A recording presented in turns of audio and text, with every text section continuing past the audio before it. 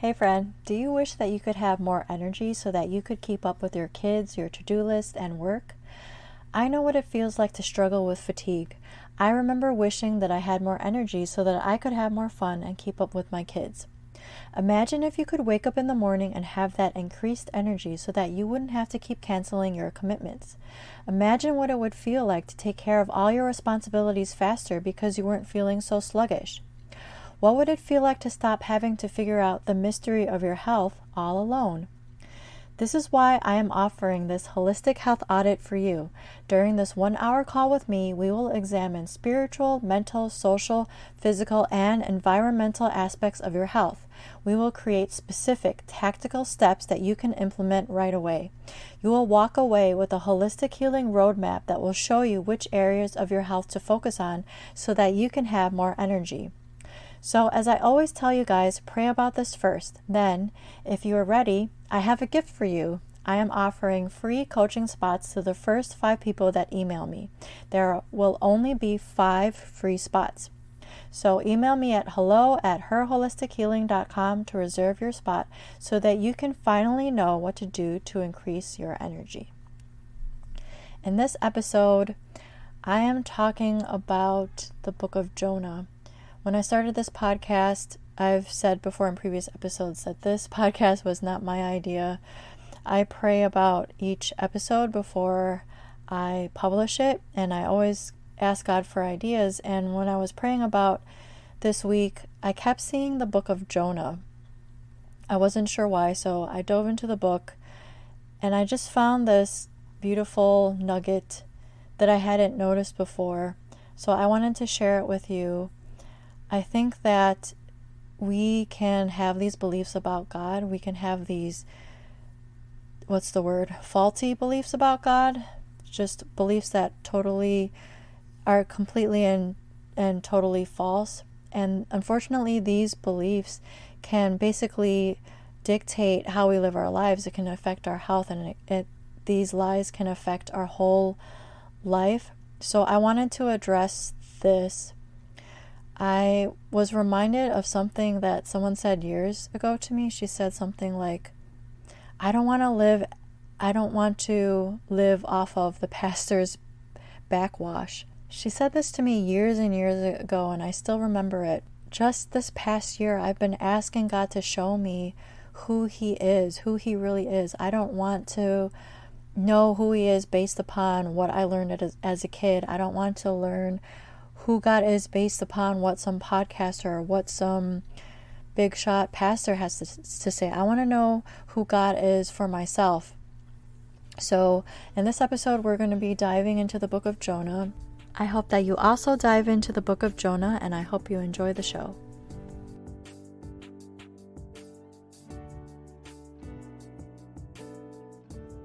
Welcome to Her Holistic Healing. Do you want more energy and less anxiety so that you can do all the things? Are you searching for meal ideas, essential oils, and other holistic treatments? Do you wish you could know which direction to take with your health so that you could finally feel better? Hey, I'm Alexandra. I love Jesus. I'm a wife, mom of 3, and registered nurse with years of experience in clinical research. I also wanted more energy so that I could have more fun and keep up with my growing child.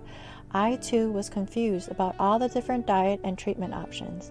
I too wanted to wake up every day and feel good, but I felt anxious because I couldn't solve the mystery of my health. Until God showed me that He is the source of true healing. In this podcast, you will learn holistic treatments and Bible truths that will lead you to the peace, joy, and freedom that you have been hoping for. So what do you say we take a break from the mind-numbing humdrum busyness? Let's rest and let God be our healer and helper.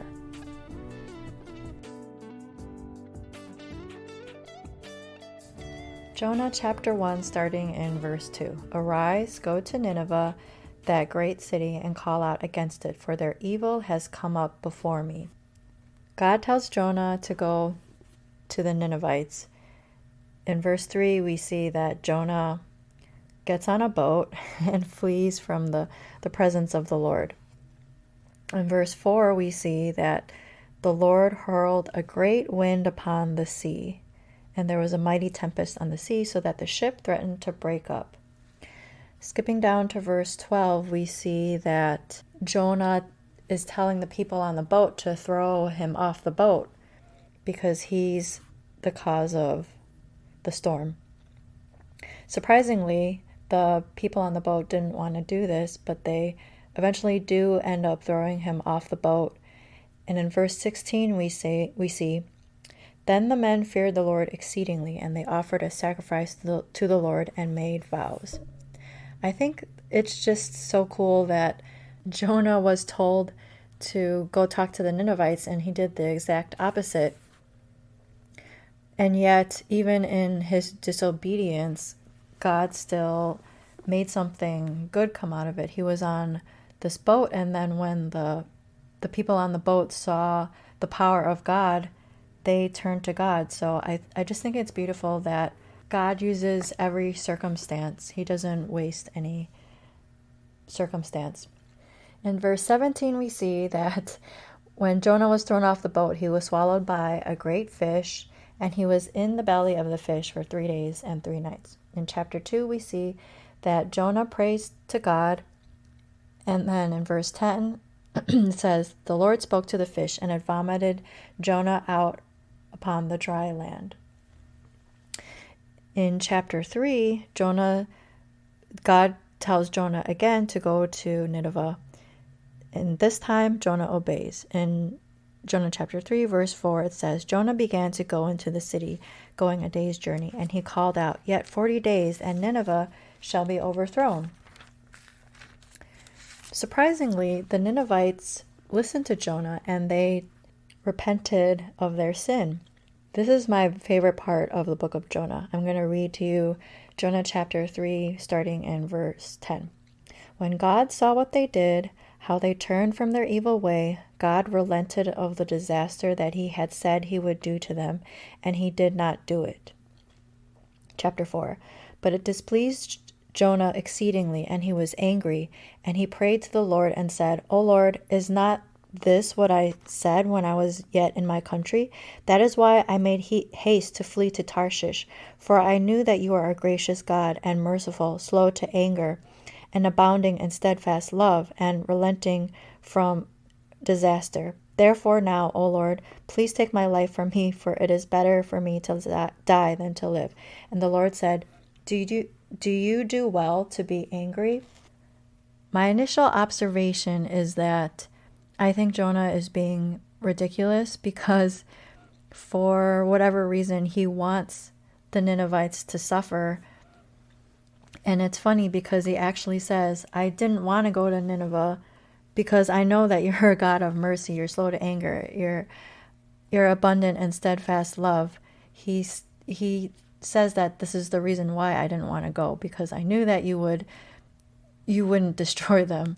But then I have to stop and think and realize that I shouldn't be judging Jonah, because there have been a lot of times where I think that things are unfair, and I think that certain people don't deserve certain blessings from God, and who am I to think that way? I'm not God, right? So that's one observation that I had from this passage. But I wanted to focus on what it says in Jonah 4, verse 2. It says that God is merciful, slow to anger, and abundant in steadfast love. There's a lie in our culture. A lot of people believe that God is... I've heard people say that God is this crazy, jealous, weird, vengeful God that just wants to kill people, if you look in the Old Testament. I think that I believed that lie for a while too. When I was reading the Bible as a kid, I read so many things that I didn't understand, but as I got older and I started really digging into the Bible more, it's so clear that God is so, like this verse says, he's so merciful, he's just so loving. If you start in Genesis and you read the stories of the Israelites and how God saved the Israelites and how he always provided for them and how he always loved them, even though they kept turning away from him, they kept being sucked in by the culture, by the pagan tribes around them. God still showed them love. So I just love how Jonah knows this about God, that he's so merciful, he's slow to anger, he's abundant in steadfast love. At the beginning of Jonah, it talks about how the people in Nineveh were so evil. And I was reading a little bit about what that meant, and it said that the people in Nineveh were very violent. They were full of lust and they were full of greed. I didn't read anything specific, but if we go back to the Old Testament and see all the evil that took place, you might want to pause this if kids are around. Just so many crazy things happen in the Old Testament. These pagan tribes, they regular orgies, right? They had temple prostitutes. They had weird sexual practices as a form, I guess, of worship to their gods.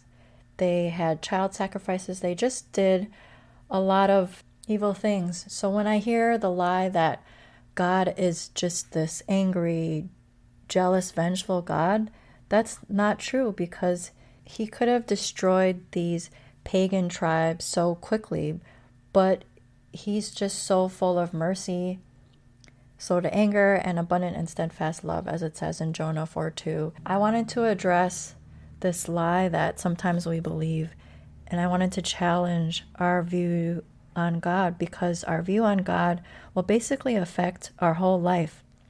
Since this is a health podcast, if I were to tie this back to health, I'll just speak for myself. A lot of times I get fearful and anxious and insecure, and I know that when I have these feelings, it affects my physical health.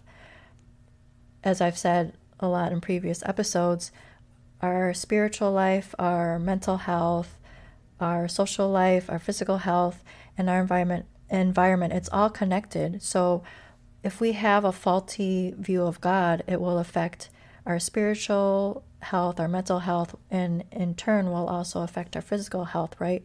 And as I've said before, God can heal us in an instant from our physical symptoms.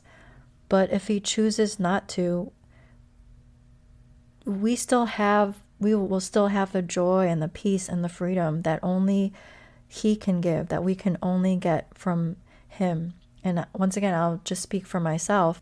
As I've grown closer to him, I feel more energetic and I feel more alive. And even when I'm having health symptoms, I feel like I have more energy than when I was younger, because I'm closer to God. That's been my experience anyway. So my challenge for you today, I want you to read the book of Jonah. You can start with one chapter. You can start with one verse. I want to encourage you to keep finding out who God is. Keep growing in your relationship with him, because as I said, it will help all aspects of your health. Knowing God will affect all aspects of your life, and it will be the best thing that you will ever do. I just want to leave you with one more passage. I think of this passage when I'm in traffic and I'm stressed out because I'm not a good driver. I think of this passage when I'm scared or when I'm insecure. This is what's running through my head. This is Psalm 23. The Lord is my shepherd, I shall not want. He makes me lie down in green pastures. He leads me beside still waters. He restores my soul. He leads me in paths of righteousness for his name's sake. Even though I walk through the valley of the shadow of death, I will fear no evil, for you are with me. Your rod and your staff, they comfort me. You prepare a table before me in the presence of my enemies. You anoint my head with oil. My cup overflows. Surely goodness and mercy shall follow me all the days of my life, and I shall dwell in the house of the Lord forever. I'm so glad that you took the time to listen today. If you like what you heard, will you leave me a 5-star review on Apple Podcasts so that this show can reach more people? And if you want to connect with me, go to herholistichealing.com. Before you go, I want to leave you with one of my favorite passages from Matthew 29. Come to me, all who labor and are heavy laden, and I will give you rest. Take my yoke upon you and learn from me, for I am gentle and lowly in heart, and you will find rest for your souls. For you is easy and my burden is light.